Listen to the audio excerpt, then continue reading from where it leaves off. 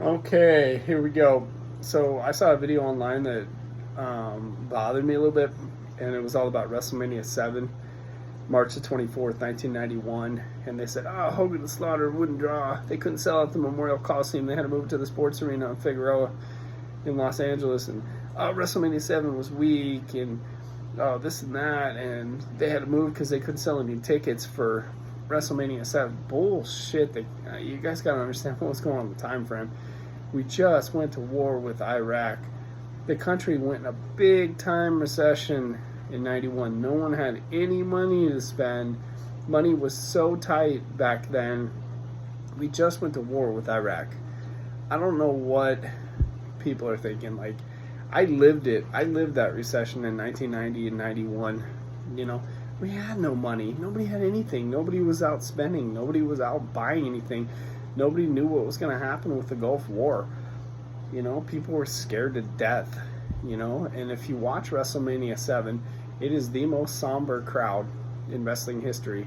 People weren't sure if it was okay to cheer or not cheer. People weren't sure about anything when WrestleMania 7 happened. Everybody in this country was unsure about everything. The country was in a big time recession. That's why they moved it over to the sports arena. Took it out of the Coliseum. Yeah, they sold 20,000 tickets. It was not a bomb threat. It was not that Slaughter and Hogan weren't going to draw. It wasn't any of that. The country was in a recession. We just went to war. Man, all those people who weren't alive in 91 to see this, you guys have no idea what you missed in the early 90s. You missed the Gulf War.